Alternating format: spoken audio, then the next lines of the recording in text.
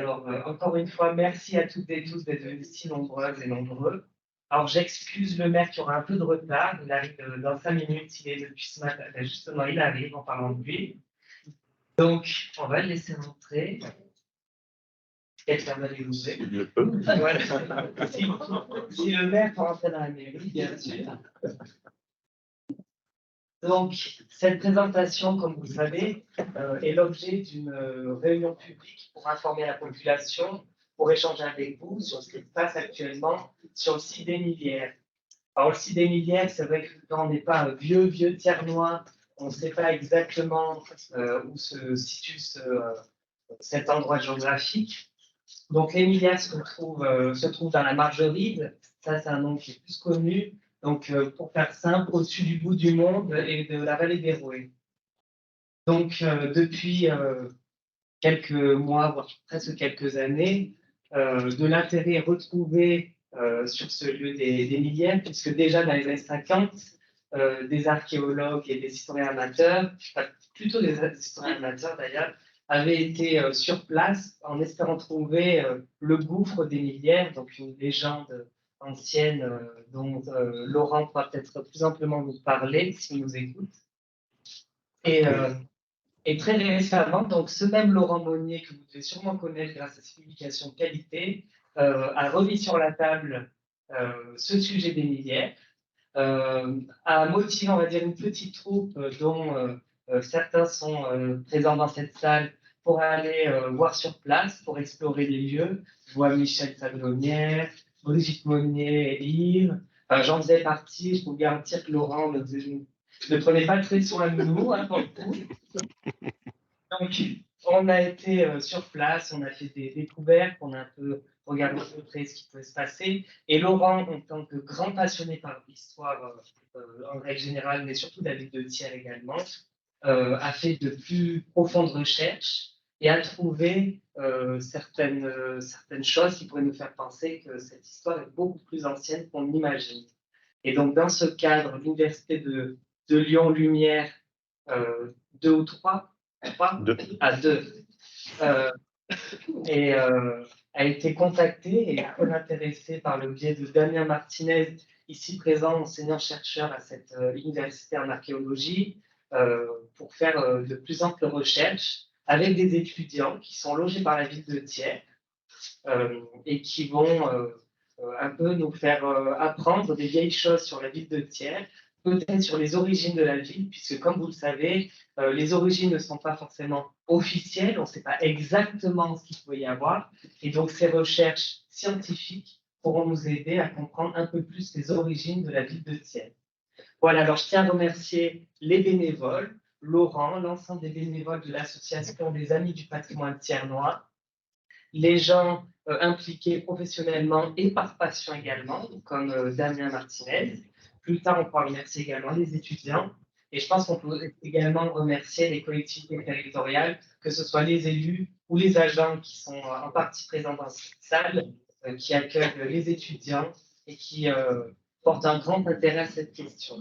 Alors, juste avant de commencer, sachez qu'il y a des bulletins d'adhésion à notre association, les Amis du patrimoine thiernois, pour ceux qui souhaitent s'intégrer et s'investir pour notre ville dans le domaine du patrimoine et de l'histoire, n'hésitez pas. Les bulletins sont disponibles sur la table au fond de la salle. Voilà. Merci beaucoup, Pierre, pour cette introduction. Alors, tout d'abord, merci à la ville de Thiers et en premier lieu à son maire, monsieur le maire, et à Pierre, évidemment, pour l'organisation de cette manifestation. Merci également aux amis du patrimoine thiernois, sans qui, je pense aussi, cette conférence n'aurait pas pu se faire. Et en particulier, mon binôme, qui est mon binôme virtuel aujourd'hui, Laurent Monnier, qui effectivement prend une part très active pour l'association, pour les Amis du patrimoine thiernois à ce projet. Alors juste en introduction, juste pour rebondir un petit peu sur ce que vous a présenté Pierre, en réalité, c'est deux histoires, deux trajectoires de recherche un petit peu parallèles. Puisqu'effectivement, le site en question, moi, je l'ai repéré dans le cadre de ma thèse, et vous allez voir quel est le cheminement, donc il y a une dizaine d'années maintenant, vous allez voir le cheminement que je vais vous présenter ici. Et nos trajectoires avec Laurent sont croisées il y a à peine 2 ans, justement, puisqu'il avait mené ses recherches en parallèle. Et à un moment donné, on a été amené à se rencontrer, à confronter un petit peu nos expériences pour vous présenter aujourd'hui ce qui est l'embryon d'une hypothèse qu'on espère bien aller valider sur le terrain. Alors, ma présentation, elle va s'articuler en 2 parties. Il y aura une première partie où je vais essayer de vous présenter un petit peu les arguments qui vont fonder cette hypothèse nouvelle, à savoir que les origines de tiers, du point de vue matériel, j'entends, sont peut-être pas là où est-ce qu'on les envisageait jusqu'à présent. Et puis, pour illustrer un petit peu ce à quoi on peut s'attendre sur le site en question dont je vais vous parler, je vais vous faire une petite présentation d'un autre site qui, à mon sens, est à peu près similaire, que je fouille donc tous les ans depuis 12 ans à présent, donc avec des vestiges qui sont relativement abondants, relativement bien conservés, comme ce qu'on peut éventuellement attendre, si tant est que notre hypothèse soit juste, sur le site d'Émilières. Alors, je vais juste vous faire une petite introduction quand même historique pour que vous puissiez vous replacer un petit peu du point de vue géographique et du point de vue historique la ville de Thiers. Donc nous, bon, vous l'aurez bien compris, je vais vous parler d'époque mérovingienne. On va partir de la première mention de la ville de Thiers, à savoir par un évêque, l'évêque de Tours, Grégoire de Tours, donc au VIe siècle. Mais pour bien comprendre aussi une partie des hypothèses sur lesquelles on fonde cette nouvelle recherche, il faut déjà comprendre où se situe l'Auvergne historique à cette période-là et où se situe Thiers a fortiori dans cette ancienne Auvergne. Alors, vous avez plusieurs cartes ici, je vous en ai mis la principale étant celle-là.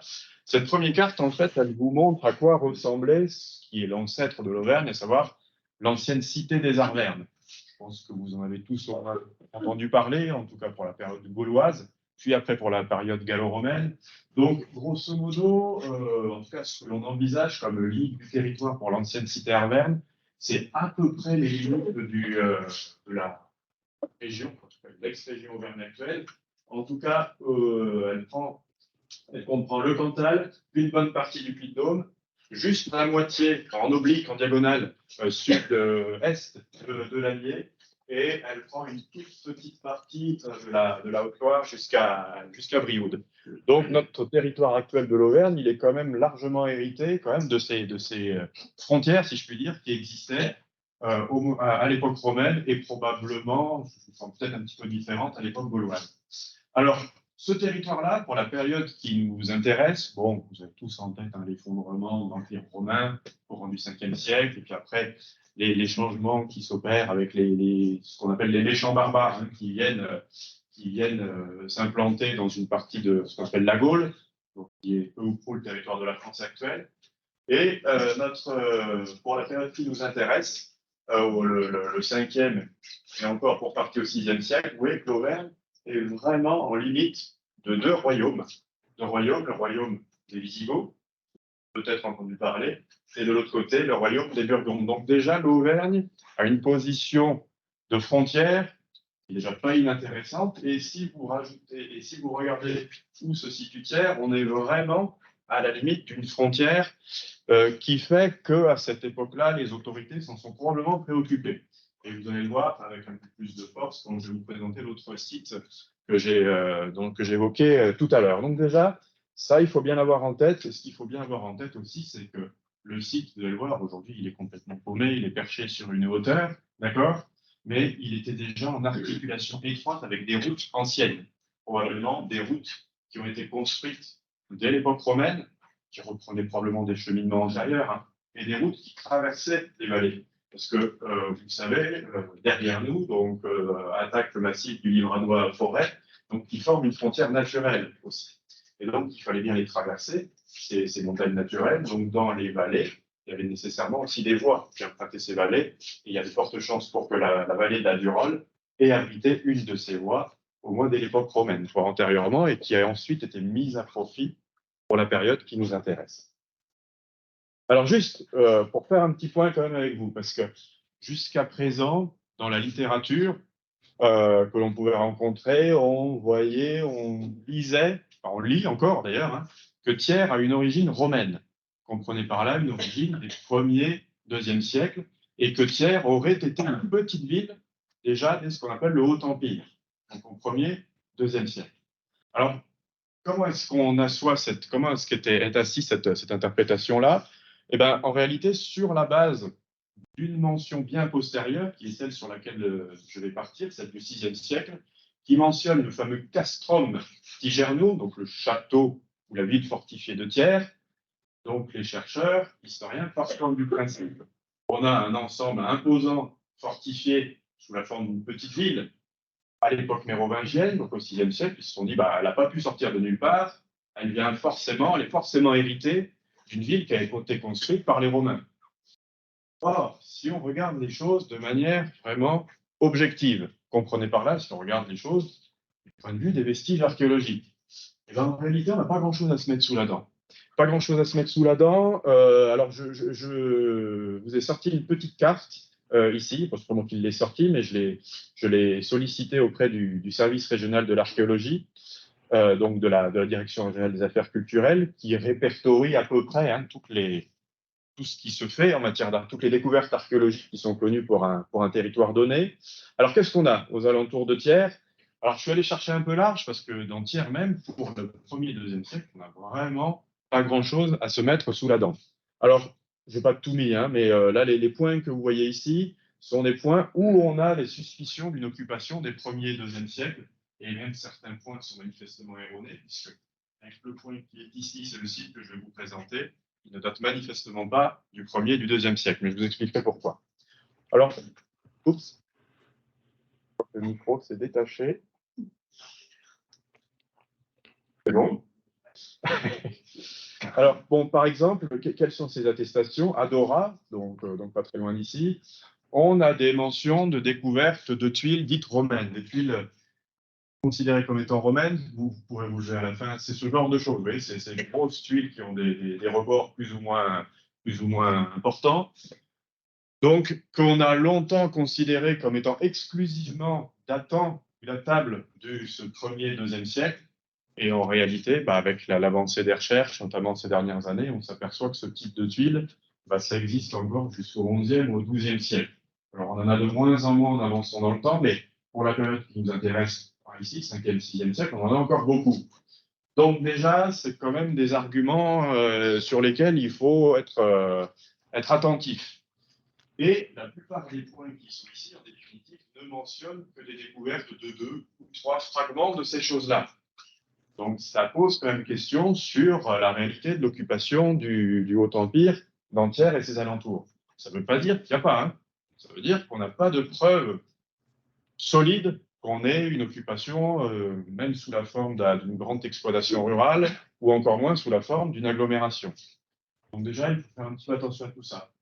À Orléans, place de l'Église, là, on a une attestation d'une découverte, d'une occupation du Haut-Empire, 1er, 2e siècle, mais bon, on n'a pas quelque chose de très monumental, visiblement. En tout cas, ce que l'on en a vu, c'est des fossés, des trous de poteaux qui sont associés à ces fameuses tuiles, mais là, on a de la céramique qu'on appelle sigillée, qui est caractéristique, en revanche, de cette période-là, 1er, 3e siècle. Donc, à Orléans, on a visiblement un noyau. Alors, est-ce que c'est une petite ferme? Est-ce que ça, on n'en sait rien, puisque les fouilles ne sont pas assez.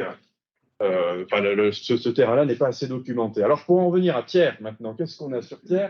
Il n'y a pas grand-chose pour cette période-là à se mettre sous la dent. Toujours des fragments de tuiles sur le site de la Varenne, donc on est ici, si je ne dis pas de bêtises. Mais par contre, on aurait, et là c'est des découvertes anciennes, des fragments d'amphores.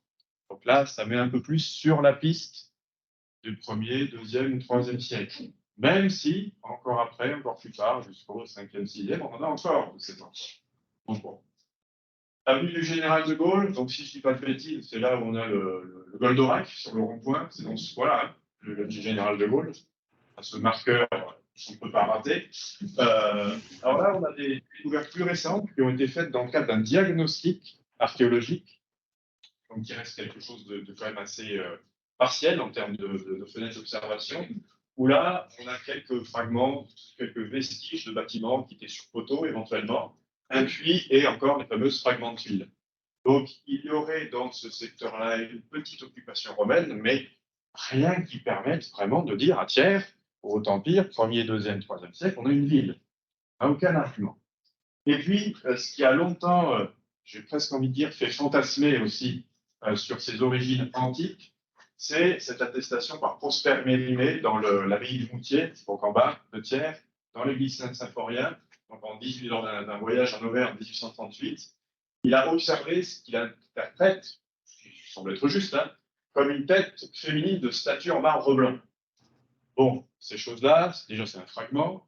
Déjà, ce qui est intéressant, on l'a revu avec quand on lit la description de Prosper Mérimée, on s'aperçoit qu'il était très bon pour ce qui concerne l'identification des églises médiévales, enfin tout ce qui était monumental.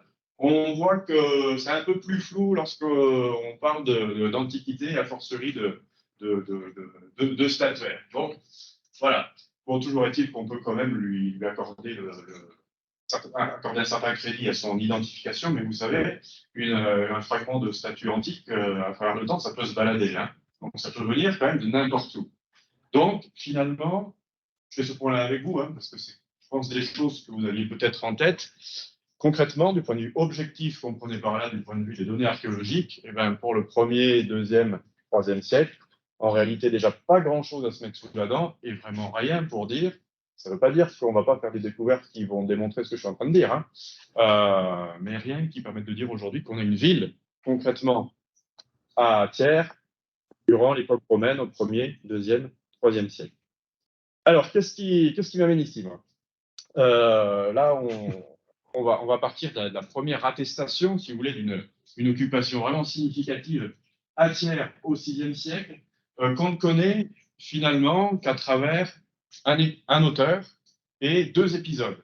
Cet auteur, nous, en tant qu'historiens, en tant qu'archéologues, on y fait appel régulièrement parce que c'est une mine d'or pour nous, parce qu'il nous décrit, notamment dans le cadre de l'histoire, il a écrit l'histoire du peuple franc, et il nous décrit un certain nombre de lieux, un certain nombre d'églises, un certain nombre d'événements, alors tout ça gravitant autour de récits miraculeux, évidemment. C'est un évêque chrétien, évidemment, donc derrière, il écrit une histoire des Francs, mais il écrit aussi derrière une histoire de l'Église, des premiers temps de l'Église chrétienne, donc il faut aussi savoir lire un petit peu entre les lignes. Et c'est grâce à cet auteur, donc Grégoire de Tours, donc de Tours parce qu'il était évêque de Tours, mais qui a beaucoup parlé d'Auvergne parce qu'il était auvergnat, il en était originaire, et il y revenait très régulièrement, presque tous les ans, notamment dans le cadre d'un pèlerinage qui allait du Clermont à Brioude. Donc voilà, un auteur qui est très précieux pour nous, puisqu'on peut quand même accorder un certain crédit à ses dires, et en tout cas, on peut les mettre en relation un petit peu avec des vestiges archéologiques lorsqu'on les a, ou en tout cas des indices de vestiges archéologiques. Et vous l'aurez bien compris, c'est un peu le cas ici. C'est le cas ici. Alors, Grégoire de Tours, qu'est-ce qu'il nous dit? Il nous dit qu'en 530, à Thiers, donc dans le castrum Tigernum, donc il le nomme comme ça, en castrum, ça veut dire château, hein, d'accord? C'est par occupation fortifiée, bon, on ne va pas rentrer dans ces détails. On nous dit que les reliques, donc un peu avant 530, que les reliques de Saint-Symphorien d'Autun, Saint-Symphorien d'Autun, c'est un martyr de l'Église chrétienne, c'est un martyr du IIe siècle, mais qui n'a commencé à vraiment être vénéré qu'à partir de la fin du 5e siècle, dont les reliques ont été dispersées en Gaule, diffusées en tout cas qu'à partir de la fin du 5e siècle. Pas d'attestation. Donc il nous dit qu'on a des reliques de Saint-Symphorien d'Autun qui sont apportées à Thiers. On sait, bon, le récit nous dit qu'il aurait alors, la personne aurait entreposé les reliques dans un reliquaire, c'est une chasse, dans ou sous l'autel de l'église, dont on nous précise qu'elle est en bois. Donc déjà, la question qui se pose, si on s'intéresse, si on donne du crédit à ce récit, c'est déjà, on est à Thiers, on est un peu, à cette période-là, on est sur les marges de l'Auvergne. On dit, qu'est-ce que les reliques de ce saint qui est vraiment très, très vénéré, un des plus vénérés en Gaule à ce moment-là, hein, qu'est-ce qu'elle vient de faire ici? Et déjà, on se dit, il y a peut-être quelque chose d'important. Bon, et ça n'est pas un argument ultime pour construire une histoire.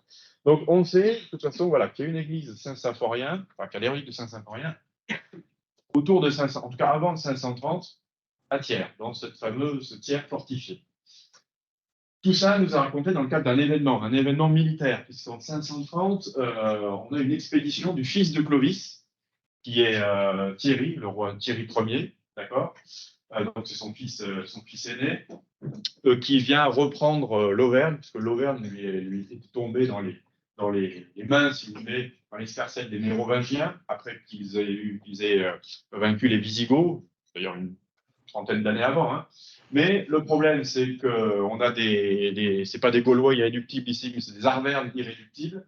Ils ne veulent pas, pendant longtemps, hein, même s'ils passent sous la tutelle Franc dès les années 507, les aristocrates arvernes refusent totalement d'être sous cette tutelle des Francs de Clovis et de ses successeurs. Or, ce territoire-là, qui appartenait avant aux Visigoths, après 507, il appartient de droit, en tout cas par conquête, aux Francs de Clovis. Donc, Thierry, le roi Thierry, au bout d'un moment, il voit que bon, il a ce territoire, mais qu'il ne peut pas y mettre les pieds.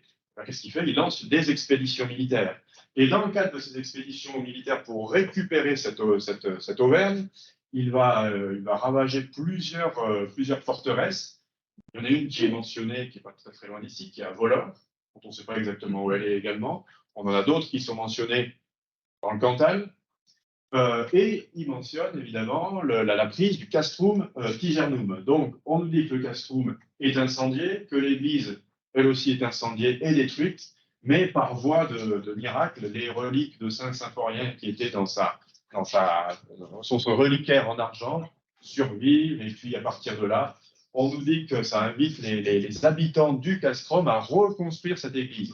Alors, on ne sait pas s'ils la reconstruisent en bois, s'ils la reconstruisent en pierre, il y a de fortes chances pour qu'il l'ait reconstruite en dur, mais ça, on n'a aucune preuve. Donc ça, c'est la première attestation. 530, autour de 530, on sait qu'on a une petite ville fortifiée, un petit établissement fortifié à Thiers, qui est Castrum Tigernum. Une quarantaine d'années plus tard, toujours sous la plume de Grégoire de Tours, en tout cas l'épisode qui est raconté toujours sous la plume de Grégoire de Tours, voilà un autre épisode qui est extrêmement intéressant. Il nous dit à la suite de la découverte par un paysan, en tout cas par les bœufs d'un paysan, d'une tombe sainte à Thiers, d'un saint local qui s'appellerait Genet, Saint Genet. L'évêque de Clermont, donc de ce territoire, de la cité Arverne, va décider de construire une autre église sur ou à côté, on ne sait pas exactement, du tombeau qui a été découvert, ce personnage saint qui a été découvert fortuitement. Bon, sachant que ce qui est surtout intéressant, c'est que cette découverte, bon, je l'ai mis en latin pour faire un peu le malin, mais bon, on nous dit que, Grégoire de Tours nous dit que ce tombeau, cette tombe de saint et l'église qui est construite par-dessus, on nous dit qu'elle est construite à l'extérieur du castrum. Donc, elle n'est pas à l'intérieur. Donc, ça veut dire que dans ces années 575, déjà, on a encore le castrum mentionné par Grégoire de Tours, vraisemblablement avec son église qui est à l'intérieur, qui est dédiée à Saint Symphorien. Et à l'extérieur, on aurait une deuxième église qui a été construite par l'évêque Avitus. D'accord? Qu'est-ce qu'il faut lire derrière? Là, ce n'est pas l'archéologue qui lit, c'est l'historien derrière. Déjà, je te dis, bon, c'est des reliques de Saint Symphorien dans le castrum, un peu, ça met un petit peu la puce à l'oreille. C'est-à-dire que Thiers, ce Castrum Tigernum, c'est probablement pas rien. C'est quand même une place importante, d'accord? Et puis, on en rajoute une couche 40 ans plus tard. Là, c'est l'évêque qui vient construire une deuxième église. Autant vous dire que des localités dans le VIe siècle où on a deux églises, il n'y en a pas beaucoup, malgré tout. Donc là, ça veut dire d'une part qu'on a une place importante, et ça veut dire que le personnage principal de la cité, du diocèse d'évêque, il trouve son compte, c'est-à-dire il trouve le besoin d'aller renforcer j'allais dire le prestige, mais c'est quasiment ça, hein, en tout cas l'intérêt, l'importance de ces lieux en construisant une deuxième église. Donc là, on sent vraiment qu'en tout cas à 575, là on a vraiment quelque chose d'important, avec une partie fortifiée et une partie au moins dotée d'une église autour de laquelle très tôt probablement vont s'agglutiner d'autres constructions. Alors, tout ça, c'est connu de longue date. Hein. Comment il est sorti. Hein. C'est ces textes hein, depuis au moins le 19e siècle. Et beaucoup de chercheurs, et non des moindres, hein, se sont intéressés à cette question-là en essayant de retrouver, avec les textes, en relisant les cadastres anciens aussi, l'emplacement de ces deux églises et aussi du castrum de Tigernou. Donc, on a Louis Breillet puis Gabriel Fournier. Gabriel Fournier qui est un historien extrêmement important pour l'écriture de l'histoire de l'Auvergne, mais même au-delà. Donc, un grand professeur d'université. S'est beaucoup intéressé à Thiers et a proposé une hypothèse. Qu'il a d'ailleurs reprise, mais qu'il a étayée. Vous savez qu'aujourd'hui, donc, vous avez l'église Saint-Genès, d'accord? Et en contrebas, vous avez le monastère, le Moutier, donc, qui est un ancien monastère médiéval. Il s'avère qu'on sait qu'au XIe siècle, donc un peu après l'an 1000, on sait que le monastère en question a une église, évidemment, mais qui possède les reliques de Saint Symphorien. D'accord? D'ailleurs, je crois que l'église actuelle de Moutier, qui est l'église d'ancienne abbaye, est dédiée à Saint Symphorien. Donc, partant aussi du principe que les reliques n'ont jamais bougé, Louis Breillet, d'autres d'ailleurs même avant eux, puis Gabriel Fournier, ont proposé l'hypothèse en fait que le monastère, à une date indéterminée, un peu avant le XIe siècle, mais on ne sait pas trop quand, s'est tout simplement installé dans l'emprise du castrum qui existait au VIe siècle, qui après n'existe plus, d'accord? Mais on réutilise l'enceinte fortifiée du château, castrum, et on vient installer un monastère. Et l'église Saint-Genès actuelle, d'accord, elle pérenniserait, si vous voulez, l'emplacement de l'église Saint-Genès qui a été construite par l'évêque Altus. Bon, moi ça va. Donc, moi, dans le cadre de ma thèse en archéologie, donc sur l'Auvergne, je me suis qui portait sur les premières églises d'Auvergne, mais aussi sur tous les aspects liés aux fortifications. La cité. Il y avait une petite chose qui m'embêtait quand même, et notamment à la lumière des recherches nouvelles sur ces questions des castrats, donc de ces premiers châteaux de la fin de l'époque romaine et de l'époque mérovingienne, et je vais vous en montrer un exemple tout à l'heure. Il y avait quelque chose qui me gênait, c'est que, vous connaissez tous le Moutier alentour, on est sur un point bas, on est en bordure de la Durolle. Un castrum, une fortification, avant tout, c'est fait pour fortifier, donc c'est fait pour défendre. Donc, déjà, ce qui posait un petit peu problème, c'est cet aspect d'ordre topographique. Comment est-ce qu'on arrive à défendre cette fortification qui serait dans un point bas, qui est surplombée de toutes parts aussi par des petites éminences qui sont capables de canarder tout ce qui se passe en bas. Donc, ça posait un petit peu problème. Alors après, on aurait pu aussi imaginer un truc tout bête, parce que vous savez, les titulatures et même les reliques, des fois, d'une église à l'autre, elles peuvent changer, elles peuvent s'intervertir. On pourrait imaginer que l'église Saint-Genès, qui est sur un point haut, la ville haute de Thiers, on peut imaginer qu'au départ, le castrum, il était ici, qu'on avait les reliques de Saint-Symphorien ici, que Saint-Genès a été construit là ou ailleurs, je ne sais rien, et qu'à un moment donné, on a interverti les reliques, ça c'est des choses qui arrivent, et que les reliques sont descendues, les reliques de Saint-Symphorien, puis que celles de Saint-Genès sont montées. Bon, moi, au départ, je m'étais dit, pour répondre, c'était un petit peu facile, mais pour répondre à cette difficulté d'avoir un castrum en bas, je me suis dit, c'est peut-être passé comme ça. Et puis, il s'avère qu'en faisant quelques recherches, donc parallèlement, ou peut-être un tout petit peu avant que Laurent s'en intéresse, c'était dans les années 2012-2013, à la bibliothèque du patrimoine de Clermont, en épluchant, parce qu'on regarde à peu près tout, la Gazette de Thiers, si je ne dis pas de bêtises, je crois que c'est ça, j'ai trouvé une mention de fouilles qui ont été faites dans les années 1880 au Chastre des Millières, en l'occurrence. Alors qu'il n'était pas noté comme ça, il n'y avait pas de. Si c'était le Chastre des Millières, oui, si c'est ça. Donc, qui correspond au toponyme des Millières du site dont je vais vous parler jusqu'ici, où on nous dit un château a été découvert. Et vous verrez, Laurent va vous en parler juste après. Ces choses-là aussi, par les recherches qu'il a conduites, ont été retranscrites aussi dans la littérature du 19e. Alors, bon, un château qui est découvert dans ce secteur-là, ça pose un petit peu question. Pourquoi? Parce que on sait qu'au début du XIe siècle, on a un comte ici qui a un château qui est construit juste à côté de l'église Saint-Genès. On en a encore quelques vestiges. Bon. Et puis, épluchant aussi toute la documentation, je suis tombé sur des fouilles. Alors, je ne sais pas si c'est des fouilles vraiment officielles ou pas, bon, peu importe, hein, c'était en 1965, qui nous dit, sur le site en question, on a trouvé des objets gallo-romains. Les objets gallo-romains en question, c'est notamment, à chaque fois, ces fameux fragments de cuivre. Bon, vous le comprendrez, moi, à la lumière notamment du site que je vais vous présenter tout à l'heure, pour vous montrer à quoi ça peut éventuellement ressembler.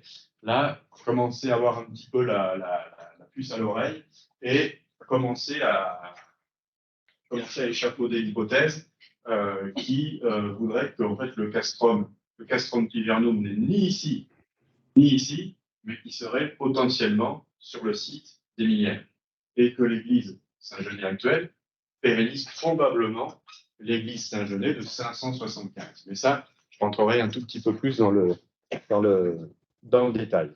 Alors, juste pour vous montrer, après je laisserai la parole à Laurent, hein, qui va nous raconter un petit peu plus dans le détail aussi les éléments extrêmement intéressants qu'il a glanés, notamment sur cette littérature ancienne et qui renforce un petit peu l'impression que je vous ai donnée jusqu'à présent. Donc voilà, on a nos deux sites en question, qui sont ceux traditionnellement associés à Grégoire de Tours.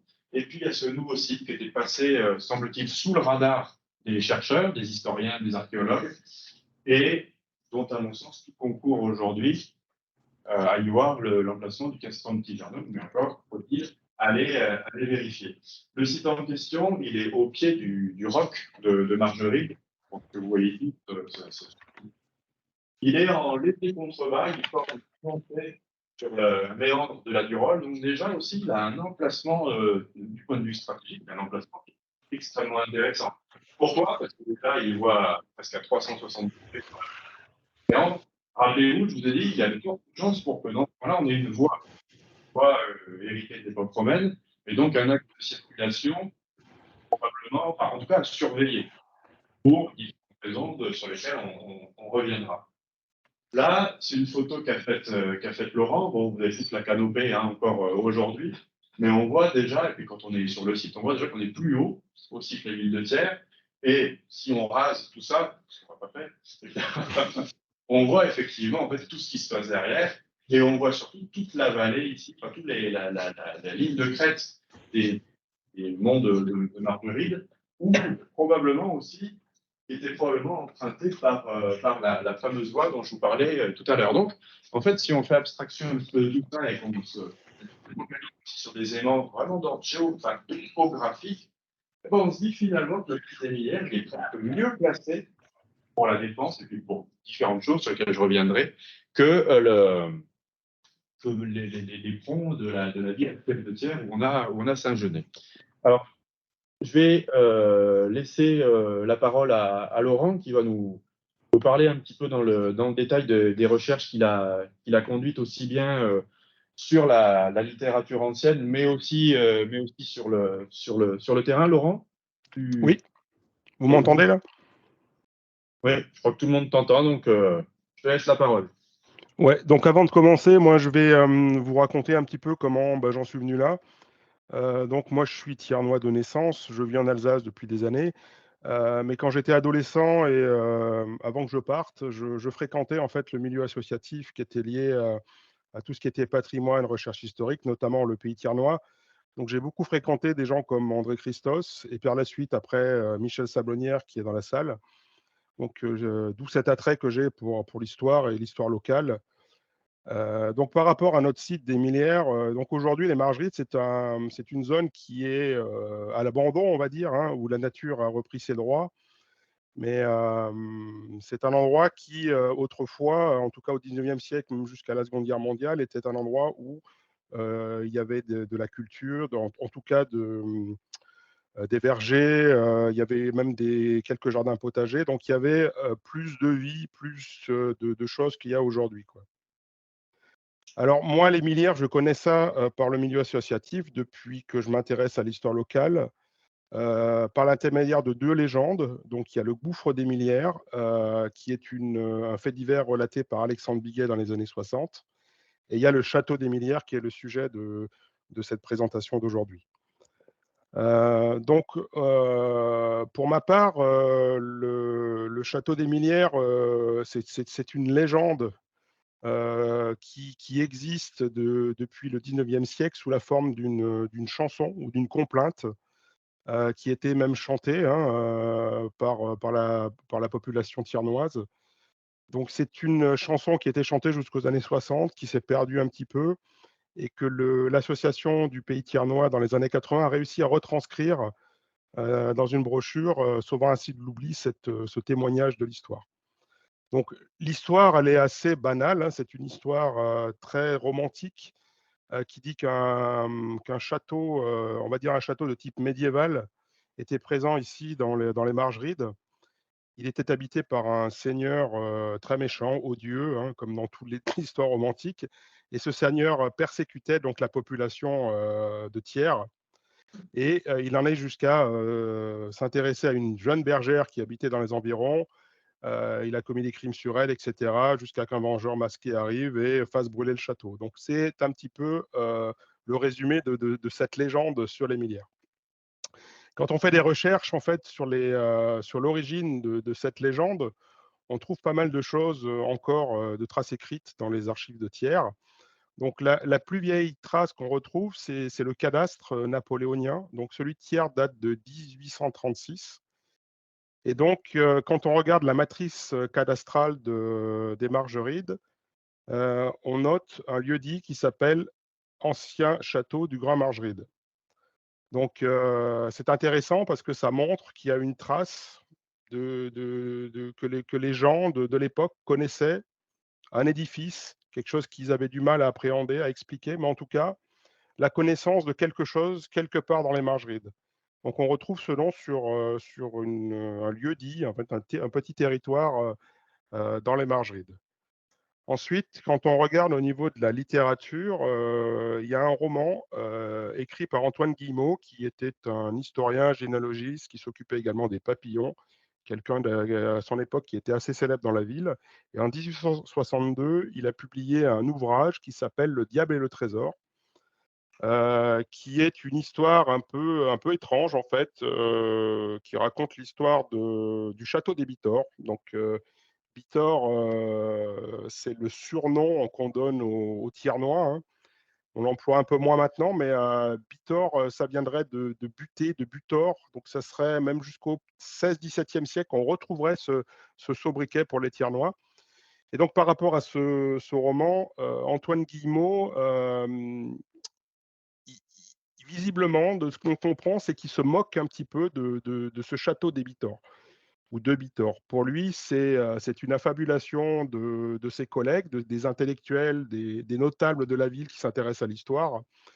Et pour se moquer d'eux, il écrit cette nouvelle qui s'appelle Le diable et le trésor, dans lequel il dit qu'ici, dans les Margerides, il y avait un château avec des seigneurs. Alors, il mélange un peu toutes les époques, romaine, gauloise, médiévale.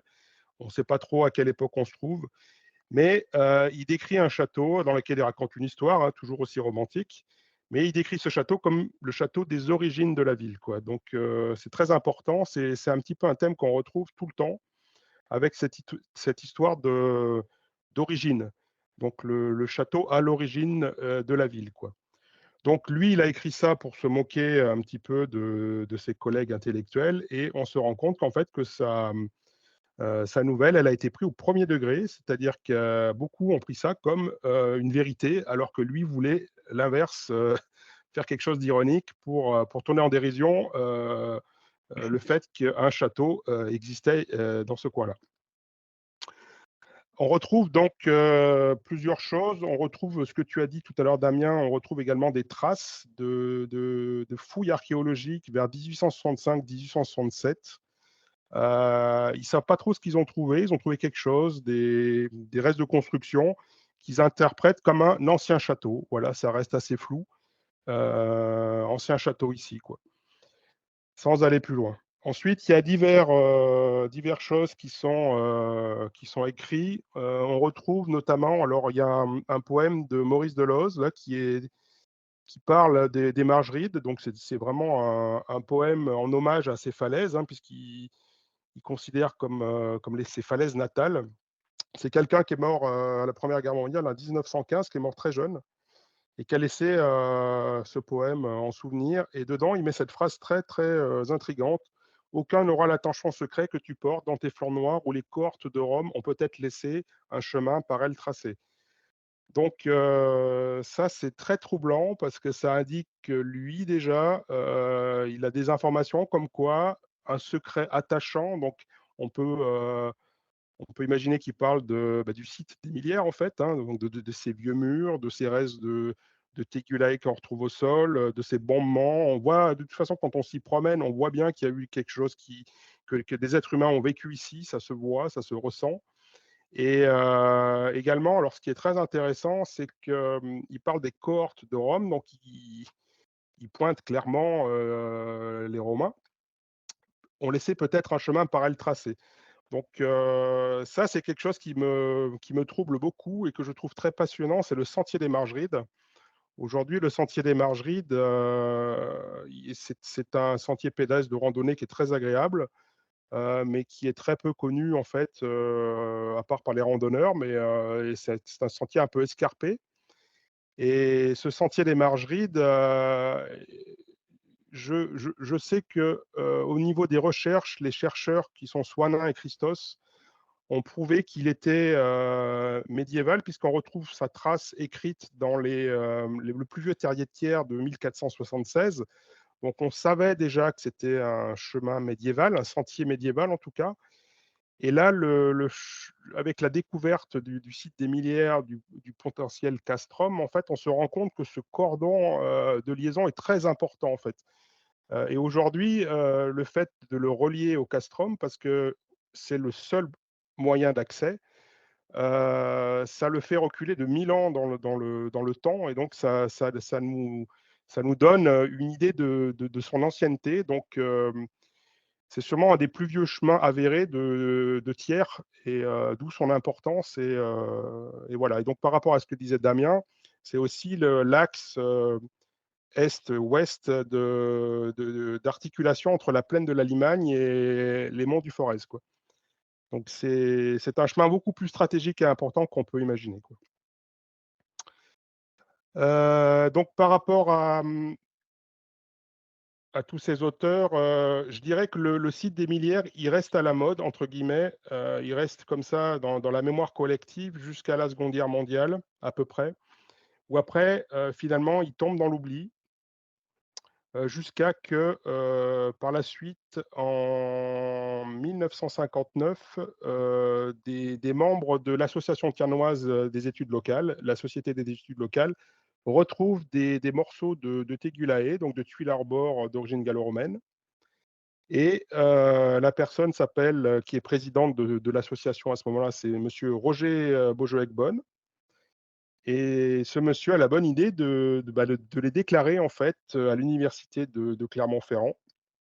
Donc, et en faisant ça, ces données sont arrivées jusqu'à Pierre-Alain Fournier, donc, qui est également une personne très importante dans l'histoire auvergnate, hein, ça, Damien, tu peux en témoigner. C'est également le père de Gabriel Fournier, donc cette famille. Et donc, alors, il n'y a pas grand-chose, hein, c'est 5 morceaux de Tegulae et un morceau de mortier de chaux, mais en tout cas, c'est la première fois que des vestiges, on va dire, gallo-romains sont enregistrés dans la proximité proche de Thiers. Donc, en 1961, dans un inventaire fait par Pierre-Alain Fournier, on retrouve pour Thiers ces morceaux retrouvés en fait dans 2-3 phrases très succinctes, mais c'était déjà une bonne chose que ça soit tracé. Et c'est d'ailleurs là-dessus que tu es retombé, toi, Damien, par la suite. Donc, au niveau, je vais te laisser la main, Damien. Moi, je vais juste vous dire comment j'en suis arrivé à contacter Damien, tout ce qui s'est passé en fait. Le départ pour moi, c'était le gouffre des Millières sur lequel j'avais envie d'en savoir plus. Ça m'intriguait un petit peu. Donc, le gouffre des Millières, c'est un fait divers qui s'est passé vers 1883. toujours aux Millières, vers le sommet. Et un monsieur qui s'appelait Brigaut avait un jardin potager dans ce coin-là parce qu'il travaillait dans la vallée en dessous, qui était plein d'usines à l'époque. Et il habitait plutôt sur Dégoula-Pomba, donc il faisait le trajet aller-retour tous les jours. Et entre les deux, il avait ce petit potager qu'il entretenait. Et un jour, en bêchant son potager, il a découvert un trou sans fond, si bien que ça a attiré énormément de curieux et ça a créé la légende du gouffre des Millières. Ne voulant pas avoir de soucis, il a mis une pierre, il l'a rebouché et le temps passant, l'entrée de ce gouffre a été perdue à jamais. Cet événement donc a été retranscrit par Alexandre Biguet, qui avait réussi à sauvegarder cette histoire. Il l'a sorti dans des chroniques historiques sur Thiers. Et donc, moi, en 2019-2020, j'avais décidé d'en savoir un peu plus sur ce gouffre des Millières, et d'où le petit groupe qu'on avait constitué à l'époque avec Pierre, qui en a parlé en introduction. On a prospecté un peu sur le site. Et en prospectant sur le site, à la recherche de galeries, de mines, etc., parce qu'on sait aujourd'hui que le gouffre des Millières est une mine de plomb exploitée au XVIIIe siècle, grâce à des archives retrouvées aux archives départementales du Puy-de-Dôme, entre 1729 et 1733. Donc, on savait également que cette mine était difficile à localiser. Donc, on a beaucoup marché dans une zone assez vaste. Et en prospectant sur le terrain des Millières, on est tombé sur des restes archéologiques, des murs de belle facture en fait, donc des murs qui n'étaient pas que des murs en pierre sèche, des murs avec du mortier de chaux, donc ça on va y revenir plus tard, mais également des morceaux de tuiles architecturales, notamment les tegulae. Et donc en emmenant là, moi je suis j'ai déjà envoyé une lettre à la mairie de Thiers pour leur faire part de ces découvertes, parce que on sentait bien qu'on avait affaire à quelque chose qui n'était pas anodin. Ça, on l'a ressenti assez rapidement. Et ensuite, je l'ai déclaré à la DRAC, et c'est là que la DRAC m'a mis en contact avec Damien Martinez par rapport au site de la Couronne. Et on a donc échangé au départ. Je lui ai envoyé ce que j'avais fait. Il m'a envoyé sa thèse. J'ai lu sa thèse. Merci Damien. C'est un gros pavé, mais je t'assure, je l'ai lu. Et donc, à partir de ça, j'ai eu plus de recul sur ce qu'on avait vraisemblablement trouvé. Et notamment l'hypothèse de ce castrum primitif de Thiers sur le site des Millières, qui déjà était très extraordinaire comme nouvelle par rapport à ce qu'il a expliqué précédemment, c'est-à-dire que le castrum jusqu'à présent, pour les érudits locaux et les historiens locaux, était dans le Moutier. Donc, c'est une vraie révolution d'apprendre que potentiellement le castrum tigernum se trouve dans les Margerides. Et donc, à partir de là, on a décidé de mutualiser nos recherches, de travailler ensemble, de partager ce qu'on faisait et de faire quelques sorties de terrain, etc. Donc voilà, Damien, je te redonne la parole. Oui, merci Laurent, merci surtout d'avoir lu ma thèse, c'est probablement le seul. Au moins, ça aura servi à quelqu'un. Blague à part, donc, moi je vais faire un petit peu comme Laurent, retracer, même si je l'ai fait dans les grandes lignes, mais juste pour vous donner quand même des dates, retracer un petit peu l'historique des recherches que j'ai conduites de mon côté avant de croiser la trajectoire de Laurent. Donc, je vous ai dit, c'est dans le cadre de ma thèse, cette fameuse recherche documentaire, les fouilles qui sont mentionnées au 19e siècle qui signalent un château, celles de début des années 60 qui ont mis au jour des vestiges dits gallo-romains, donc qui ont été signalés à Pierre-François Fournier, donc qui est également, comme Laurent l'a dit, un archéologue, un éminent archéologue d'Auvergne et au-delà. Donc, qui a juste, dans une petite publication, retranscrit ces découvertes, donc, qui sont celles qui m'ont un petit peu interpellé. Si bien que dès 2013, j'ai procédé à la première reconnaissance sur le site. Alors, le site en question, Laurent l'a dit, on a des parcelles qui sont occupées encore jusqu'au 19e, 20e siècle, donc probablement pour des vergers ou des petits potagers, enfin pour des petits jardins, en tout cas, on ne sait pas trop ce qu'on y faisait, mais vous allez retrouver tout un tas de petites murs de terrasse à pierre sèche. Donc il y en a un petit peu dans tous les sens, mais quand on regarde un petit peu, on s'aperçoit qu'en définitive, et ça Laurent l'a indiqué, on a des murs qui sont un petit peu plus imposants que d'autres, donc qui sont hauts, qui sont puissants, donc qui barrent également des terrasses, puisque le site est quelque peu étagé, mais surtout qui sont liés au béton, donc à un mortier de chaux à l'ancienne, à la romaine ou médiévale. Donc c'est ce qui a commencé un petit peu à interpeller, mais bon, trouver des murs avec en dur sur du mortier de chaux, ça ne vous donne pas la date, évidemment, parce qu'ils peuvent être romains comme mérovingiens, comme ils peuvent être médiévaux, comme ils peuvent être modernes, 19e siècle, voire, enfin, que sais-je. Or, il s'avère que les maçonneries en question, et dont celui qui correspond vraisemblablement au mur d'enceinte, il y a quelques brèches, parce que bon, avec le temps, avec l'abandon, il y a deux blocs qui sont tombés. Et notamment dans cette brèche-ci, et ben moi-même, en prospectant dans le cadre de ma thèse, ben, j'ai ramassé des fameux fragments de ces tuiles. Donc, je vous ai dit tout à l'heure qu'il ne fallait pas prendre ça pour argent comptant en termes de datation, mais il s'avère que on a trouvé aussi d'autres choses, et notamment, je vous ai juste mis des dessins ici, des fragments de poterie. Des fragments de poterie au nombre aujourd'hui, si je compte ceux de la dernière prospection là, de février, on en a à peu près 80, d'accord? Et donc, c'est presque trop petit parce qu'autant on en trouve dans les brèches, enfin dans la brèche, comme c'est le cas ici, mais quand vous avez les taupinières, vous savez, les taupes, elles font remonter de la terre, vous tapez dedans, on en trouve même parfois au pied de l'enceinte, il y en a beaucoup, à mon sens. Et sur je n'ai pas le chiffre exact, mais on va dire 80, c'est peut-être un peu moins, c'est peut-être un peu plus, on a 90% qui sont datables du 5e, 6e et 7e siècle. Le reste, c'est des choses qui sont plus récentes, c'est des fragments de faïence, il y a un fragment de la fin du Moyen-Âge aussi, et il y a deux fragments qui sont plutôt peut-être d'époque carolingienne, donc 9e, 10e siècle. Mais tout le reste, donc 90% de ce qu'on ramasse au sol, sans fouiller, attention, hein, parce qu'on n'a pas l'autorisation de fouiller pour l'instant. Donc c'est juste du ramassage au sol, date de cette période-là. Donc, vous couplez l'anomalie, enfin la bizarrerie dans l'identification du castrum par mes prédécesseurs, d'une part. D'autre part, la présence de murs en dur comme ça sur le site, la présence de fragments de tuiles comme celui-là, et surtout la présence de ces fameux tessons. Là, on a quand même un faisceau d'indices. Je vais me casser la figure, moi, dans le fil, qui nous invite à proposer l'hypothèse quand même d'un ensemble fortifié du 6e, 7e siècle, voire peut-être un peu antérieur, hein, du 5e siècle. Je vais voir de tour, nous, il nous dit qu'au 530, on a un castrum. Il ne dit pas quand il a été construit. Hein. Il est peut-être un peu plus vieux, peut-être qu'il a du 5e, 4e, pourquoi pas, ça, on n'en sait rien. Ça, c'est l'objet d'éventuelles fouilles à venir.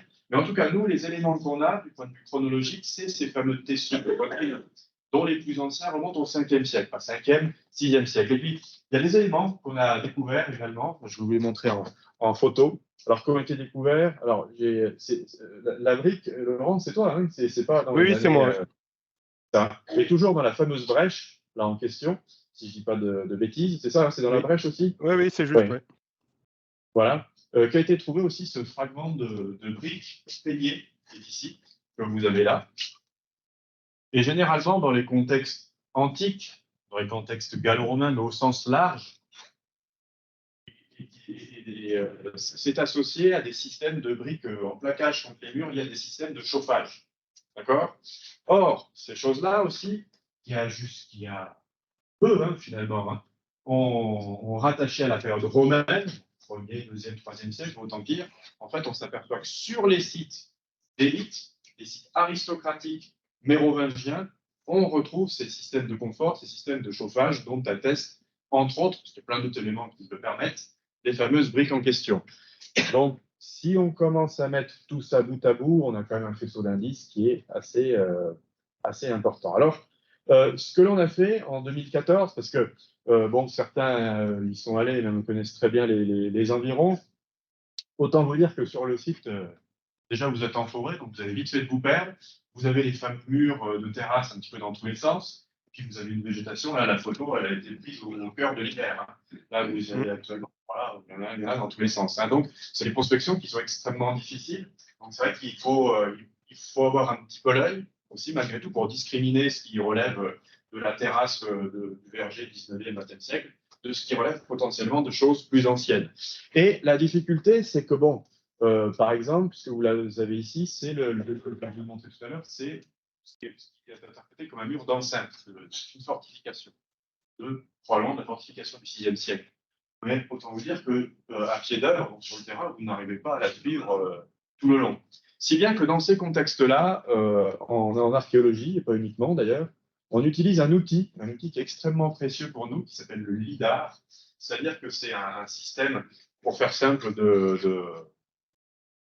d'acquisition qui est aéroportée, donc ça se fait soit par avion maintenant, nous on le fait davantage par drone, qui permet par un système de réflexion de faisceaux lumineux de documenter ce qu'on va appeler la microtopographie, c'est-à-dire toutes les petites anomalies au sol que vous, à pied d'œuvre, enfin que nous, à pied d'œuvre, on n'est pas ou peu capable de comprendre, de voir. Et l'intérêt de cette méthode aéroportée, c'est qu'elle envoie plein de points. Hein. C'est un système qui réfléchit en fait à les anomalies sur le sol. Elle permet aussi de traverser pour partie la canopée, c'est-à-dire les arbres.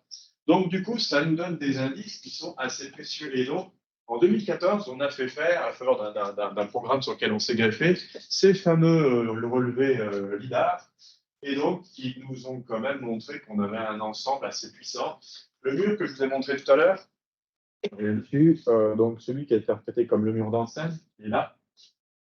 On arrive à le suivre, alors je n'ai pas l'idée en tête, mais concrètement, sur peut-être une quarantaine de mètres, là, vous avez la brèche. Le LIDAR, lui, a quand même permis de le suivre un tout petit peu mieux. La brèche en question, qui est là, elle est là. Si vous voyez très bien, il y a un petit redent ici, elle est là. Donc nous, on a la portion d'enceinte que l'on peut voir concrètement, elle est assez réduite par rapport à ce que ce modèle numérique de terrain nous permet de voir. Et qu'est-ce que l'on voit? Évidemment, en le couplant avec ce qu'on avait déjà repéré sur le terrain. Et puis, à l'appui de ce travail-là, on retourne sur le terrain pour aller voir un petit peu mieux ce qui se passe. Et tout ça, c'est des allers-retours qui, de fil en aiguille, permettent d'aller assez loin, en tout cas, j'espère. Donc, on voit très bien ici, on a un mur qui est très, très puissant. Donc, ce n'est pas un mur de terrasse hein, derrière. Hein, vous n'allez pas y mettre votre petit potager. Ce n'est pas pris pour ça. Non. Tout cela, oui. Et d'autres qui a par ailleurs. Mais celui-là, c'est vraiment un mur qui est lié au bordure. Hein, vraiment un mur défensif que l'on peine un petit peu à suivre. Là, on a aussi un bâtiment avec une brèche qui est ici. Alors, avec l'enceinte, on n'arrive pas vraiment à la suivre. Moi, je pense qu'elle se finit comme ça. Laurent pense qu'elle est là. Ça, c'est un point à vérifier. D'ailleurs, qu'on vérifiera par les sondages que l'on envisage de faire. Mais peu importe pour l'instant, déjà, ce travail-là nous a permis déjà, d'une part, de voir, d'un peu mieux comprendre et de confirmer sur le terrain la présence de grandes enceintes, d'accord, défensives, maçonnées, et de quelques vestiges de bâtiments à l'intérieur. Évidemment, tout n'est pas visible hein, par le LIDAR. Ce n'est pas un système de scanner du sol. Ça montre juste, quand vous avez un bon plan au sol, ça permet de l'apprécier par le relevé. Ça ne scanne pas le terrain. Ça ne veut pas dire qu'à l'intérieur ou à l'extérieur, il n'y a pas de mur derrière. Hein. Nous, on voit juste les anomalies qui sont héritées en fait du temps et des ruines présentes sur le terrain. Donc, en surface, donc ça, je vous l'ai dit, des tégulae, des fragments de briques peinées, beaucoup de tessons de céramique du 5e, 7e siècle. Et alors, ce que l'on a fait, donc, avec tous ces indices, on s'est d'une part appuyé sur le fameux relevé LIDAR, et puis, avec l'appui du service régional de l'archéologie, on est allé faire tout simplement un plan topographique. Puisque au départ, quand on est dans la broussaille et parmi les murets, on voyait un tout petit bout de mur. Le LIDAR, à l'appui du LIDAR, du relevé issu du LIDAR, nos prospections se sont un petit peu affinées.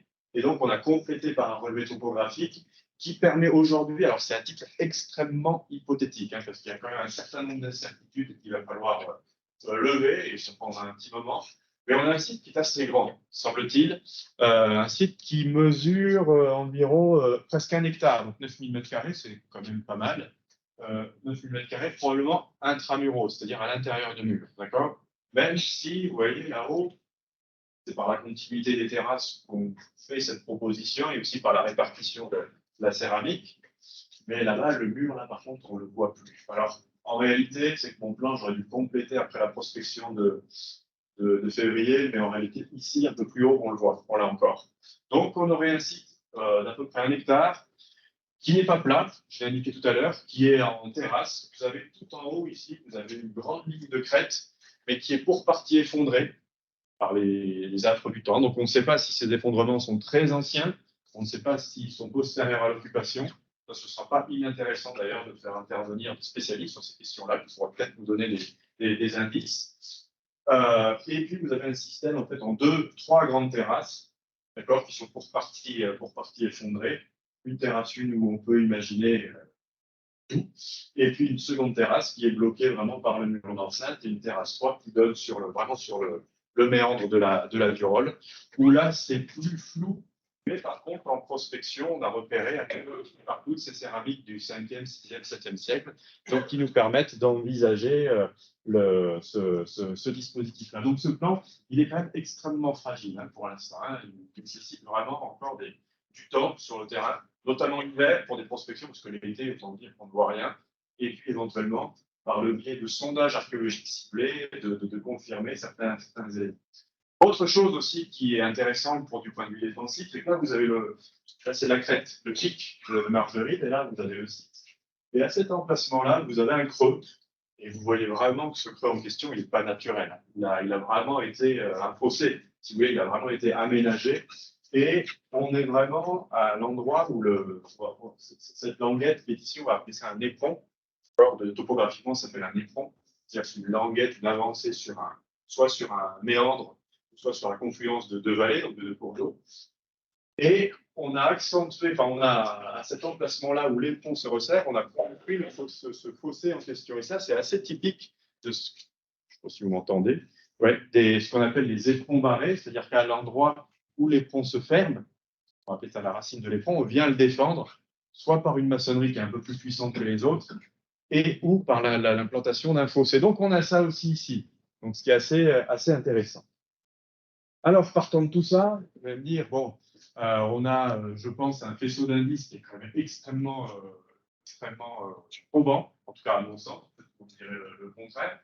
Mais l'idée maintenant, pour aller confronter en fait nos hypothèses, maintenant il va falloir, pour aller un petit peu plus loin, il faut passer par une approche invasive, comprenez par là, et faire des fouilles archéologiques.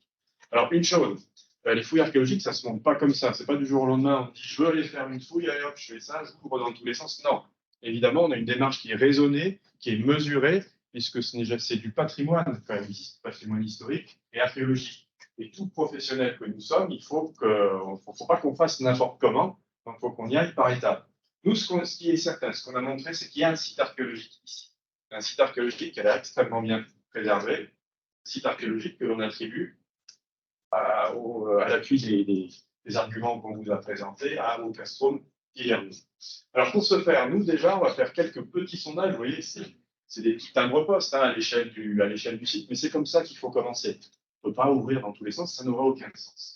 L'idée, déjà, parce que nous, quand on a vu, on n'a rien vu vraiment en place. Les céramiques dont je vous ai parlé, on les a ramassées via les taupinières, par terre, mais bon, elle n'était pas comprise dans ce qu'on appelle des contextes archéologiques, c'est-à-dire dans des sols anciens, dans des remblais anciens, dans des structures anciennes.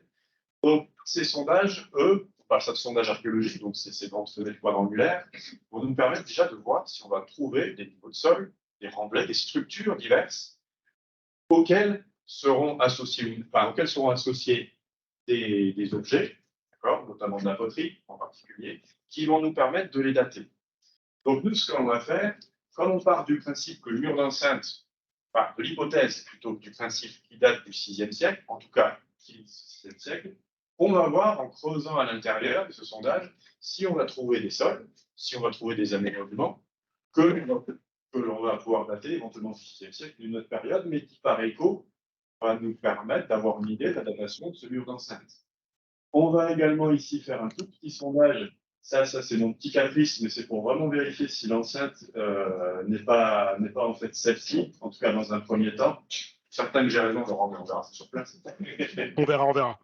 Ouais, le chicane, mais parce qu'il est loin, pour ça. C'est facile.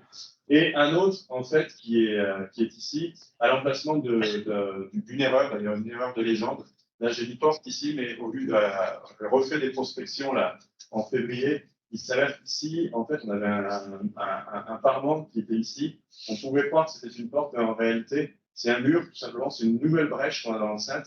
Et c'est un mur qui venait se greffer contre ce bâtiment-là, pas contre ce mur qui est ici, que je supposais être en tout cas le premier état du mur d'enceinte, et qui correspond à un bâtiment ou plusieurs qui se promènent à l'intérieur. Donc, dans un premier temps, on va faire les choses de manière modeste, mais l'idée, déjà, c'est de voir si on a des contextes archéologiques en place et de pouvoir, on en aura, il y a des chances, mais surtout de pouvoir les dater.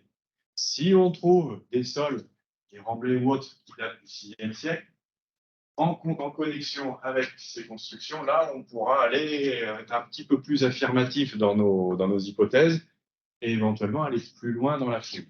D'accord? Alors, tu veux ajouter des choses, Laurent? Ah non, non, écoute, je t'écoute, c'est passionnant. Ok, bah ça marche. Donc là, je vous ai juste résumé un petit peu. Hein. Je passerai un peu vite parce que j'étais un peu bavard. Je ne vais pas vous garder pendant 3 heures. Donc j'ai résumé juste ici hein, les différents arguments qui sont les nôtres.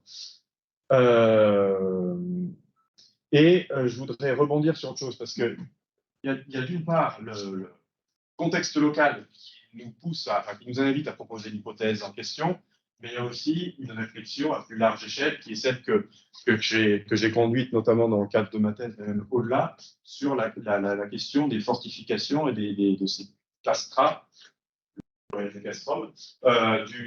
cette période-là, des 5e, 6e ou 7e siècles. Celui de Thiers n'est pas isolé, on en connaît plusieurs, soit par les textes, soit par des sondages archéologiques. Et moi, ce qui m'intéresse en particulier, c'est 4 sites qui sont vraiment à la limite ici entre la plaine et le massif du Livradois-Forêt. Donc vous avez ici Thiers, mais vous avez également celui qui n'est pas très bien localisé, et ça fait l'objet de prospection par ailleurs, qui est le castrum de Vollore, le castrum de Vollore qui est mentionné par Grégoire de Tours. Un autre qui est dans la vallée de la Crédonne aussi, qui est complètement anonyme, que j'ai découvert dans le cadre de ma thèse et de prospection. Et un quatrième, un petit peu plus haut, qui c'est celui que je vais vous présenter rapidement pour vous montrer à quoi ça peut ressembler, ce fameux castrum en question. Ce qu'on remarque, et moi ce qui m'intéresse, c'est que déjà on sait qu'on a une voie romaine qui passe dans la plaine ou dans la ligne en ligne de crête à mi-pente, ici, dans les. Si on ne connaît pas le tracé exact, hein, mais sur les piémonts ici du Livradois-Forêt.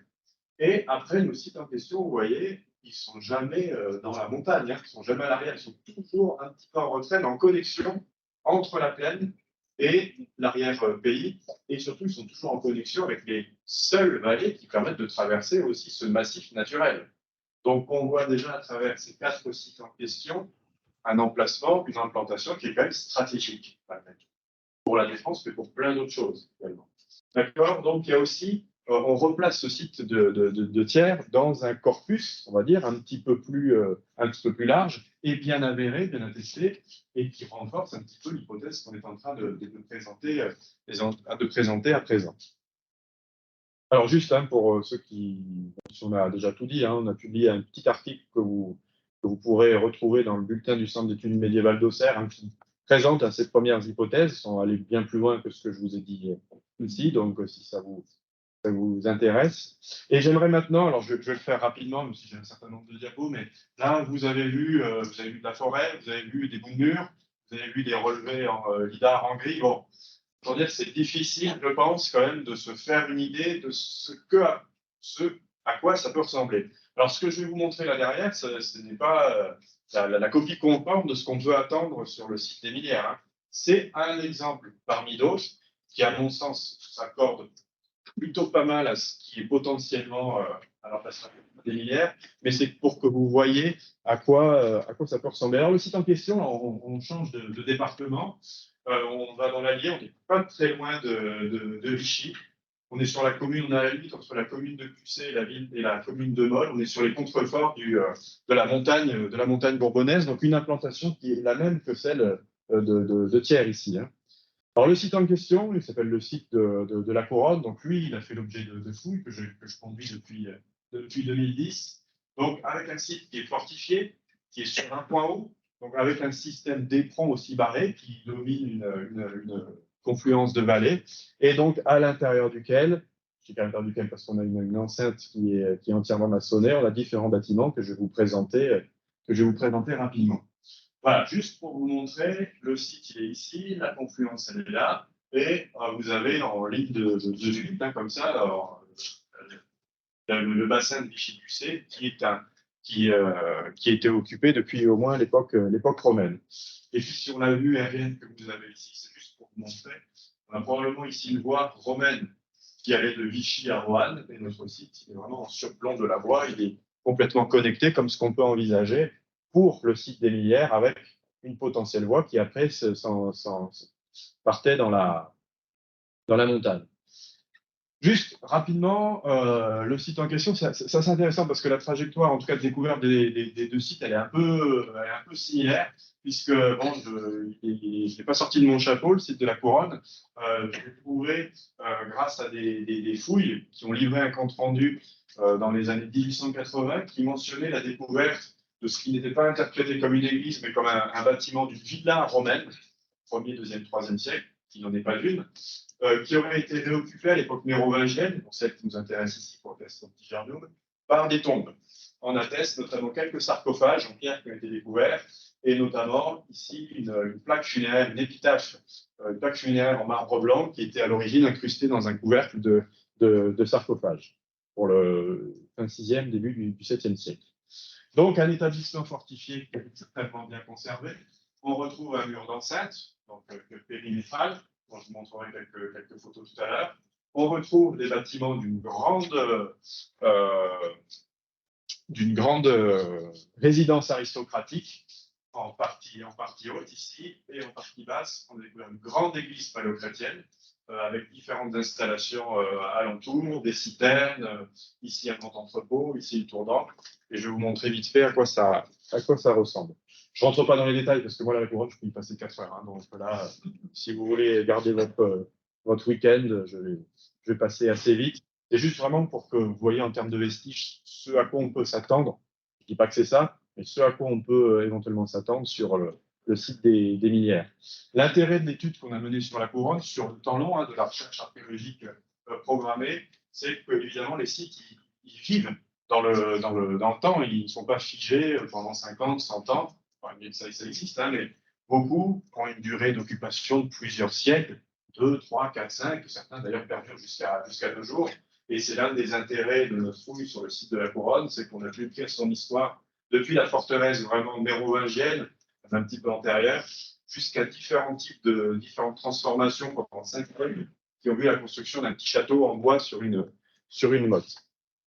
Et pour en revenir au site des Millières, nous, on a cette hypothèse du 6e siècle, on a dit est solide, mais derrière, il a probablement encore été occupé, 7e, 8e, 9e siècle. On a des traces de céramique encore du 9e siècle. Ouais, je le dirais, je me demande même dans quelle mesure, mais là, ça allait un tout petit peu loin. Mais bon, parce que là, on est dans l'intimité. Je me demande dans quel premier monastère ne s'est pas implanté dans le castrum des Millières et qu'après, ils sont partis avec les reliques en bas. Et alors ça, là, c'est une trajectoire qu'on connaît par ailleurs sur d'autres sites, hein, et ce ne serait pas impossible que ce soit le cas ici, mais bon, c'est beaucoup trop tôt pour pouvoir le dire. Juste quelques images, je vous ai montré le mur des Millières tout à l'heure dans la végétation, dans la forêt. C'est exactement la même chose hein, pour la Couronne, même lui, il était sous la terre et dans la forêt. Donc, un mur d'enceinte, là, on a un site qui est beaucoup plus petit que celui des Millières, moitié plus petit, parce que lui, il fait 5 500 mètres carrés, mais il est clos par un mur d'enceinte qui est vraiment puissant. Et vous voyez ici, là où l'éperon se referme, là où aux Millières, on a un fossé, semble-t-il, ici, on a un mur qui est puissant, qui fait 3,30 m de largeur, qui est là vraiment pour barrer cet endroit qui est un des principaux accès, enfin, un accès naturel, si je puis dire, au site. Donc voilà, des installations qui sont puissantes.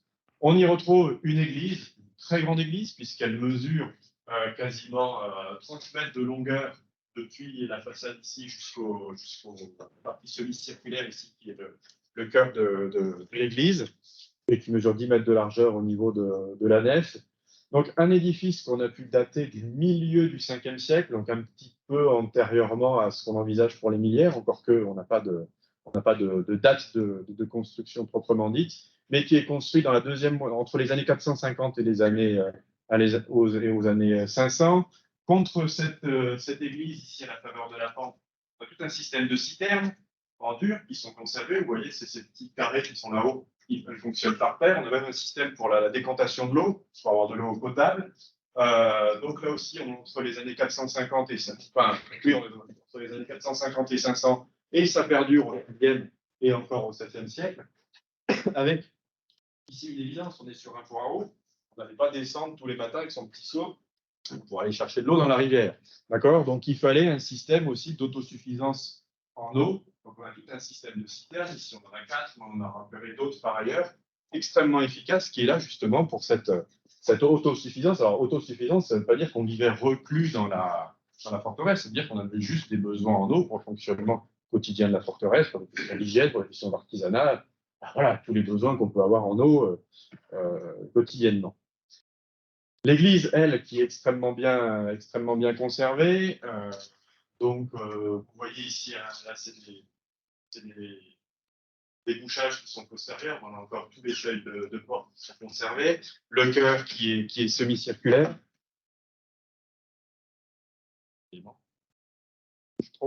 On a la preuve, j'allais presque dire ultime, que c'est une église au-delà de son plan. On a même découvert au milieu de ce qu'on a appelé une abside semi-circulaire les traces d'un ancrage dans le rocher d'un hôtel paléo-chrétien, d'accord, donc à 4 pieds, donc sur 4 colonnes, et une fosse quadrangulaire ici au milieu qui était probablement la fosse certainement, hein, la fosse dans laquelle était déposé le coffre dans lequel étaient les reliques qui étaient liées à la construction de l'édifice. Là, la différence de l'église de Thiers, l'église Saint-Symphorien de Thiers, je ne vais pas dire celle des Millières parce que c'est pas encore la preuve, mais ici c'est anonyme. On ne sait pas quelles étaient les reliques qui étaient ici, puisqu'il a été abandonné très tôt, puisqu'il n'est pas mentionné dans les textes. Donc on ne sait pas qui était ici, mais en tout cas, il y avait quand même quelque chose, quelqu'un ou des reliques importantes. Pourquoi? Parce que déjà, c'est une église, la datation est très ancienne. Deuxième moitié du 5e siècle, c'était très tôt, quand même, malgré tout, dans le cadre de la christianisation des campagnes, j'entends. Et puis, il y a la monumentalité de l'église aussi, et puis il y a tout un tas d'autres indices dont je vous passerai les détails, qui nous permettent d'aller dans ce sens. Prenez par exemple ces installations liturgiques qu'on a à l'autel avec les reliques. Là, par exemple, on a ce mur qui est ici, qui est là, lui, qui permettait, comme cet exemple ici, vous avez donc le chœur, les officiants étaient dans cet espace-là, d'accord? Ce mur-là venait barrer en fait une estrade, un podium qui permettait une avancée en fait des officiants dans la nef où étaient les fidèles. Et ça, c'est un dispositif que l'on ne retrouve pas partout. On les retrouve dans des basiliques généralement urbaines, donc les premières basiliques urbaines chrétiennes, et celles qu'on connaît le mieux, notamment nos exemples, ceux qu'on va chercher, hein, c'est dans tout le pourtour méditerranéen. Donc, on va également chercher des exemples un peu éloignés, en tout cas bien connus. Donc une église qui avait un rayonnement qui était probablement important dans ces premiers temps chrétiens. On atteste, en tout cas c'est l'hypothèse que l'on propose, dans le courant du 6e siècle ou au plus tard, début du 7e siècle, l'installation potentielle d'une petite cuve baptismale, donc pour donner le baptême. Donc autant vous dire que dans ces premiers temps chrétiens, c'était pas dans n'importe quelle église aussi, on était en capacité de délivrer ce rite d'entrée dans le christianisme. Alors, de l'autre côté, les vestiges, eux, sont aussi, tout aussi spectaculaires. À nouveau, je ne vais pas rentrer dans le détail de la description, parce que là, on irait très très loin dans la journée, mais c'est au moins pour vous montrer l'état de conservation. On y retrouve des bâtiments résidentiels, des bâtiments vraiment de vie. On y retrouve des structures artisanales, comme cette forge qui est ici. Là, on a découvert en lien avec cette forge une petite pince de forgeron. Là, c'est l'état restauré que vous avez ici. Les deux pièces qui sont, je vais utiliser mon pointeur ici, qui sont là-haut, sont des grands bâtiments. Celui-ci a été interprété comme des cuisines à l'appui de différents arguments. Ici, vous avez des espaces résidentiels. Ici, vous avez un grand cellier. Enfin, en tout cas, voilà, tout ce qui fait aussi l'organisation d'un grand ensemble aristocratique. Je passe un petit peu dans les détails parce qu'il est 3h30. Juste pour vous montrer quelques belles photos, en tout cas. voilà, des systèmes de canalisation pour évacuer l'eau. Enfin, je vous passe les détails. On a j'allais dire l'argument ultime, hein, qui montre qu'on est sur une résidence quand même aristocratique, puisqu'on a découvert ici ce système en plein milieu du site d'un bâtiment. Alors tous les murs ont disparu, parce qu'ils ont été équerrés, ils ont été récupérés à posteriori. On a un système de conduits ici qui sont posés dans le rocher, qui étaient sous le sol, qui participaient en fait à un système de chauffage au sol. On parle donc dans notre jargon de chauffage par écho, à conduit rayonnant. On aime bien les gros mots, mais toujours est-il que c'est des bâtiments qu'on retrouve dans des sphères aristocratiques, a fortiori pour le 5e et 6e siècle. C'est des choses qu'on connaît bien pour le Haut Empire, 1er, 2e siècle, mais dans des contextes un peu plus tardifs, comme celui-ci, ça ne court pas les rues. Et associé, on retrouve notamment ces fameuses briques peignées en question. Enfin, on retrouve différents éléments qui participent des systèmes de chauffage. Juste pour vous expliquer un petit peu, en fait, ce qu'on faisait, c'est qu'on faisait un feu ici, et sous le sol, en fait, la fumée en fait, se dispersait dans les différents canaux, et ça permettait d'avoir un système de chauffage au sol. Vous aviez même aussi généralement, vous avez des conduits dans l'épaisseur des murs, ici, qui chauffaient également par les murs. Donc ça, c'est une découverte qui est un peu modeste ici, parce que les murs ont disparu malheureusement dans ce secteur-là, mais d'avoir ça en négatif, ça nous montre vraiment qu'on est dans un ensemble aristocratique assez important. On a de la production, on a de l'artisanat aussi, on a de l'orfèvrerie, on a de la verrerie, on a de tout un tas de choses. Et on a mis en évidence aussi ici un système qui s'apparenterait à un pressoir. Mais bon, ça reste encore à définir, et là non plus, je ne rentre pas dans le détail. Notre site, il est détruit au début du 7e siècle. Il y a un incendie violent qui en détruit une grande partie. Mais pour autant, il n'est pas abandonné. En tout cas, on ne sait pas ce qui s'y passe au 7e et 8e siècle. Mais tout ce qu'on sait, je vous disais tout à l'heure, ces sites-là, ils sont occupés sur un temps long. Hein. Parfois, une périclite au 7e, parfois au 8e, parfois au 11e, 12e. Parfois, ils vont jusqu'à nous. Parfois, ils sont sous nos pieds. Mais en tout cas, celui-ci, il est reoccupé à partir de la période carolingienne, donc à partir du 9e siècle. Là aussi, je ne rentre pas dans les détails, mais à l'emplacement, vous aviez les vestiges extrêmement rapidement. Tout à l'heure, vous avez un gros bâtiment qui est construit, l'enceinte, la grosse enceinte de 3,30 m est détruite. Là, vous avez un gros bâtiment probablement résidentiel qui est construit. Et à l'arrière de ce bâtiment résidentiel, là, cette fois-ci, les vestiges changent de faciès. C'est des gros trous de poteaux, ici, que l'on découvre ici, qui appartiennent à plusieurs phases et étalés dans le temps de construction sur des poteaux plantés, avec des architectures en terre et bois pour les parois. Et là aussi, bon, c'est juste pour vous montrer, hein, du point de vue archéologique, à quoi ça ressemble et comment on envisage un petit peu ces forêts de trous. Mais je ne rentrerai pas dans les détails d'ordre méthodologique. Mais tout ça pour vous dire, voilà, qu'on construit ce gros bâtiment ici à la racine de l'éperon, donc un gros bâtiment seigneurial, hein, probablement au 9e siècle encore, avec des dépendances à l'arrière sur poteaux. Et je passe très vite, puisqu'ensuite, ça nous mène à la construction d'un petit château. Je vous ai mis une petite restitution ici, qui n'est pas une restitution du site, ici, c'est une évocation. Vous voyez peut-être à quoi ça ressemble. C'est les premières formes de châteaux, en tout cas dits médiévaux, des châteaux qui étaient sur des grands tertres, sur ce qu'on appelle des mottes cassemales. À cet emplacement-là, en fait, avant de découvrir tous les vestiges que je vous ai montrés tout à l'heure, on avait un gros tertre qui était par-dessus, qu'on envisageait déjà hein, comme cette fameuse motte en question, ce qui a été confirmé par différentes choses, par différentes datations, mais surtout à l'arrière. Donc, ce bâtiment sur poteau qui forme la basse-cour en fait, hein, du château. Et puis, l'église, en tout cas le cœur de l'église, qui est transformé en une petite chapelle. Alors là, je vous ai fait en 20 minutes ce que normalement je devrais faire en 4 heures, mais ce n'était pas le but hein, de vous présenter ce site-là par le menu. L'idée, c'était juste pour que vous ayez une idée de ce à quoi ça peut ressembler, ce type de site archéologique. Et évidemment, ce qui nous renvoie aussi, ce qui nous permet d'identifier aussi ces sites comme étant des sites importants, c'est tous les objets que l'on va découvrir également.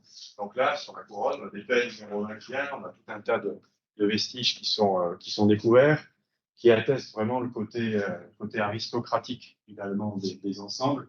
Bon, là, par exemple, cet élément décoré, c'est un élément de fourreau d'épée. C'est un élément qui était sur le fourreau d'épée. En fait, ça permettait d'accrocher l'épée au baudrier. Là, c'est un crochet aussi d'un élément de la parure féminine, mérovingienne. Bon, sans rentrer dans le détail une nouvelle fois, autant d'éléments qui nous mettent sur la piste qui nous permettent d'identifier en fait, la nature de l'occupation.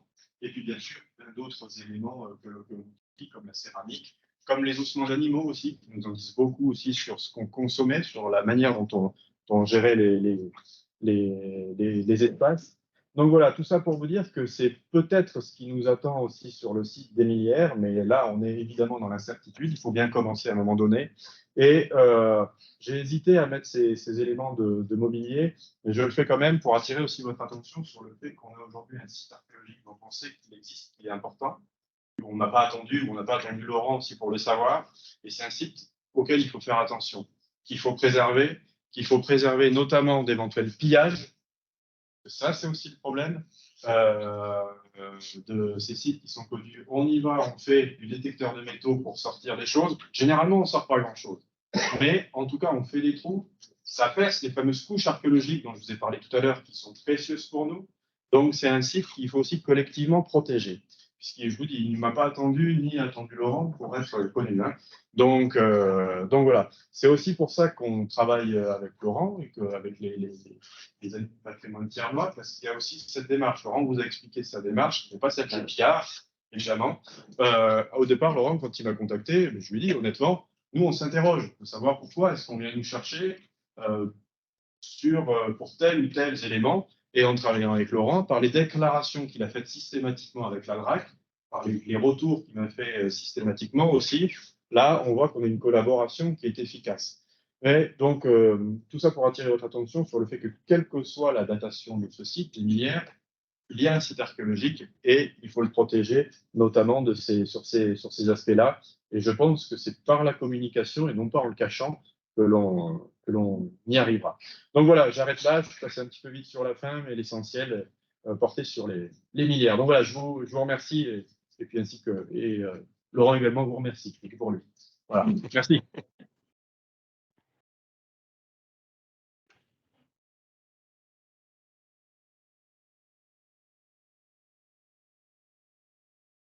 Alors évidemment, je ne l'ai pas dit, mais si vous avez des questions, c'est le moment. Hein. Un temps d'échange est prévu, n'hésitez pas. Nous sommes là pour y répondre. Moi, j'ai une question à te poser, Damien. Oui. Moi, c'est une question pratique. Quand tu fais des fouilles comme ça pendant, là, c'est 12 ans depuis 2010, donc tu récoltes énormément d'objets que tu viens de nous montrer là à la fin. Et ces objets, ils sont stockés où? Alors, les objets effectivement en question, dans un premier temps, évidemment, tout ce que l'on collecte est étudié. Donc, les tessons de céramique sont étudiés par un ou une spécialiste de ce type de matériel-là. Les petits objets également sont étudiés par des spécialistes de ce type de matériel-là, comme les ossements d'animaux, comme toutes les choses que l'on trouve. Là, en l'occurrence, ils sont en phase d'étude. Alors, bon, l'étude est plus ou moins avancée ou terminée dans certains cas. Donc, dans un premier temps, c'est nous qui les avons. Quand je dis nous, c'est l'équipe l'archéologue hein, qui intervient. Donc, il y a ce temps d'étude, il y a ce temps de restauration aussi hein, pour les petits objets. Et ensuite, une fois que ça c'est fini, une fois que le travail est terminé, qui est sanctionné d'ailleurs par la remise de rapports de fouilles hein, chaque année, chaque publication évidemment, ces objets-là, ils sont récupérés. Alors, je ne rentre pas dans les détails, hein, c'est l'État qui les récupère pour partie. Et ensuite, en fonction de l'intérêt aussi de ces objets et d'éventuelles discussions, d'éventuels souhaits par les collectivités, notamment, ils peuvent être atterrir dans un musée. Voilà. Donc après, on ne les garde pas, évidemment. Donc pour faire simple, on va dire que c'est l'État qui les récupère. D'accord. Est-ce que vous avez des questions? Oui. Alors, c'est vraiment la question, je ne suis pas sûr qu'on ait la réponse.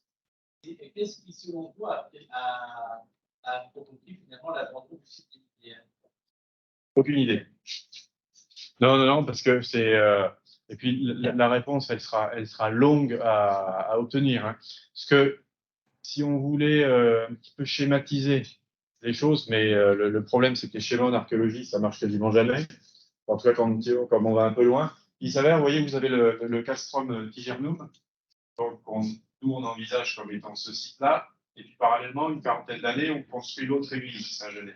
Cette église Saint-Genès, très vite, elle va déjà focaliser les dévotions, d'une part, par les reliques qu'elle possède, et puis assez tôt, alors on ne sait pas forcément quand, il y a aussi de l'habitat qui va s'agréger autour.